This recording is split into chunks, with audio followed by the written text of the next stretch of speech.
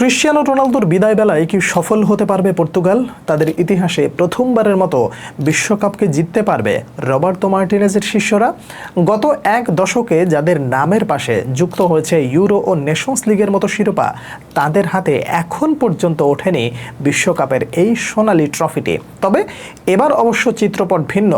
Portugal অনেকের কাছে এই বছর বাজির ঘোড়া।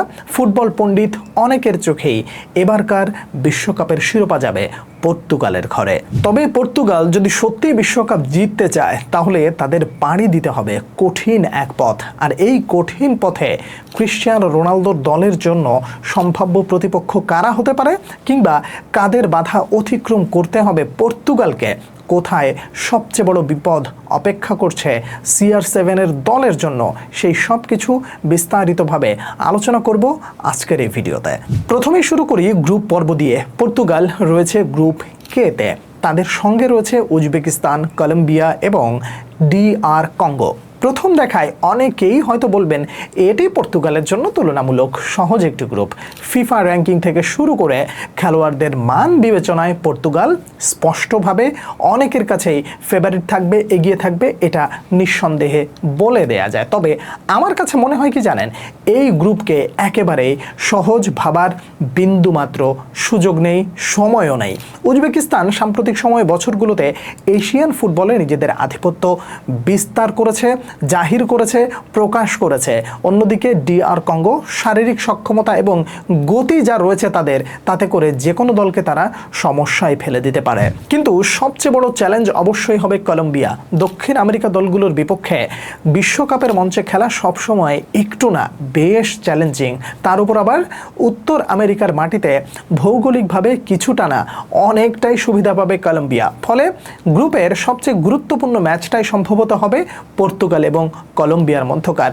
তবুও যদি সবকিছু ঠিকঠাকভাবে এগোয়, তাহলে পর্তুগাল গ্রুপ চ্যাম্পিয়ন হয়ে পরবর্তী রাউন্ডে যাবে, এটা এক প্রকার নিশ্চিতভাবেই বলা যেতে পারে। রাউন্ড অফ 32-তে পর্তুগাল মুখোমুখি হতে পারে বিভিন্ন গ্রুপের তৃতীয় স্থান অর্জনকারী দলগুলোর যে কোনো একটির সাথে। সেখানে সম্ভাব্য প্রতিপক্ষ কারা হতে পারে জানেন? থাকতে পারে প্যারাগুয়ে, আইভরি কোস্ট, আলজেরিয়া কিংবা ঘানার দিকে আপাতত ধরে নিতে পারেন। পাল্লাটা ভারী রয়েছে। অনেকেই ভাবছেন এই দলগুলোর বিপক্ষে তো পর্তুগাল সহজেই জিতে যাবে। না না, এত সহজ ভাবার কিছু নেই। কেন জানেন? ইতিহাস বলে ভিন্ন কথা। বিশ্বকাপে আফ্রিকান দলগুলো বড় বড় দলগুলোকে বিদায় করেছে। ঘানা একসময় উরুগুয়েকে প্রায় হারিয়ে দিচ্ছিল। আইভরি কোস্টের কথা যদি একটু চিন্তা করেন, তাহলে আরও অবাক হবেন। ইউরোপিয়ান শক্তিগুলোর সামনে তারা সমানে সমান লড়াই করতে জানে। আলজেরিয়ার কথা ধরুন, জার্মানির মতো দলকে তারা কাঁপিয়ে দিয়েছিল। তাই এই ম্যাচে পর্তুগাল ফেভারিট হলেও কোনোভাবে নিশ্চিন্ত থাকার একেবারেই সুযোগ নেই। তবে ধরে নেই ক্রিশ্চিয়ানো রোনালদো, ব্রুনো ফার্নান্দেজরা সফলভাবে এই ধাপগুলো পার হয়ে গেল। এরপর রাউন্ড অফ 16-এ তাদের সম্ভাব্য প্রতিপক্ষ কারা হবে জানেন? সুইজারল্যান্ড। এখন হয়তো বা এই নামটা শোনার পর অনেকেই কপালটা কুঁচকে কিংবা অবজ্ঞার হাসি টেলে বললেন, আরে সুইজারল্যান্ড কি কোনো কঠিন টিম হলো নাকি? আসলে এই কথা যদি আপনি ভাবেন, তাহলে খুব ভুল করবেন। কেন জানেন? সুইজারল্যান্ডের খেলা যারা টুকটাক ফলো করে, তারা অনেকেই ভালো করে জানেন এই দলটি বিশ্বের সবচেয়ে আন্ডাররেটেড দলগুলোর একটি। তাদের দলে অনেক বড় তারকা ফুটবলার নেই, এটা সত্য কথা। তবে দলগতভাবে তাদের ট্যাকটিক্যাল দক্ষতা এত অসাধারণ, যা আপনি চোখ বন্ধ করেও বলতে পারবেন যে এই দলটা আসলেই কিছু একটা করে দেখাতে পারে। সুইজারল্যান্ডকে হারাতে হলে ক্রিশ্চিয়ানো রোনালদোর দলকে শুধুমাত্র ভালো ফুটবল খেললেই হবে না, পুরো মাঠের নিয়ন্ত্রণটাও নিজেদের হাতে পাকাপোক্তভাবে রাখতে হবে। তবে সুইচ বাধাও যদি পর্তুগাল টপকে যায়, তাহলে তারা পৌঁছে যাবে কোয়ার্টার ফাইনালের মঞ্চে। সেখানে তাদের সম্ভাব্য প্রতিপক্ষ হিসেবে অপেক্ষা করতে পারে লিওনেল মেসির আর্জেন্টিনা। অর্থাৎ বিশ্ব চ্যাম্পিয়নদের বিপক্ষেই লড়াই করতে হবে পর্তুগিজদের। লিওনেল মেসির বিপক্ষে সেরাটা নিংড়ে দিতে হবে ক্রিশ্চিয়ানো রোনালদোকে। একবার একটু ভাবুন তো, গোটা স্টেডিয়ামে লাখ লাখ মানুষ বা দর্শকরা অপেক্ষা করছে, খেলা দেখছে, এবং সেই সাথে গোটা বিশ্বের কয়েকশো কোটি চোখ টিভি পর্দার সামনে অপেক্ষা করবে কিসের জন্য? বিশ্বমঞ্চে মেসি রোনালদোর এই যে দ্বৈরথ, এটা দেখার জন্য। ব্যাপারটা তখন কেমন হবে ভাবতে পারেন? পুরো বিশ্বকাপের সবচেয়ে হাই ভোল্টেজ ম্যাচ যদি আপনি এটাকে বলেন, তাহলে মোটেও ভুল হবে না। এবার চিন্তা করেন, ক্রিশ্চিয়ানো রোনালদো মেসিকে হারিয়ে তার দলকে নিয়ে গেল বিশ্বকাপের সেমিফাইনালে, তখন কেমন হবে ব্যাপারটা? সেখানে তাদের সম্ভাব্য প্রতিপক্ষ হিসেবে থাকবে 5 বারের বিশ্ব চ্যাম্পিয়ন ব্রাজিল অথবা সবশেষ ইউরোর ফাইনালে ওঠা ইংল্যান্ড।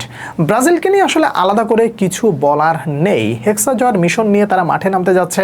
নেইমার আছেন, ভিনিসিয়াস জুনিয়র, রাফিনহারা সবাই আছেন, কিন্তু কথা হলো তারা যদি সেমিফাইনাল পর্যন্ত উঠতে চায় তাহলে হেক্সা জয়টা করেই ছাড়তে চাইবে, এটা অন্ততপক্ষে বলে দেওয়া যায়। তবে আরেকটা জিনিস মনে রাখতে হবে, এই জায়গায় যদি ব্রাজিলের পরিবর্তে যদি ইংল্যান্ড আসে তাহলে তো কোনো কথাই নাই। সময়ের সেরা দুই দল হাই ভোল্টেজ লড়াইয়ে নিশ্চিত করবে ফাইনালের টিকিট। পর্তুগাল নাকি ইংল্যান্ড সেটা সময় বলে দেবে। শ্বাসরুদ্ধকর এই লড়াই শেষে পর্তুগাল যদি শেষ পর্যন্ত ফাইনালে উঠতে পারে তাহলে ফাইনালে মঞ্চে তাদের প্রতিপক্ষ হিসেবে থাকবে ফ্রান্স কিংবা স্পেনের মতো শক্তিশালী দল। অনেক ভবিষ্যৎবাণীতে যেই দলকে ভাবা হচ্ছে বিশ্ব চ্যাম্পিয়ন, তাদের মধ্যে যে কোনো এক দলকে হারিয়েই শিরোপা উঁচিয়ে ধরতে হবে ক্রিশ্চিয়ানো রোনালদোকে। এখন প্রতিপক্ষ হিসেবে লামিন ইয়ামালের স্পেন নাকি কিলিয়ান এমবাপের ফ্রান্স, পর্তুগালের প্রতিপক্ষ কারা হবে তা হয়তো সময় বলে দেবে। তবে এতটুকু নিশ্চিত, এই ফাইনাল 2022-এর ফাইনালকে ছাড়িয়ে গেলেও মোটেও অবাক হব না।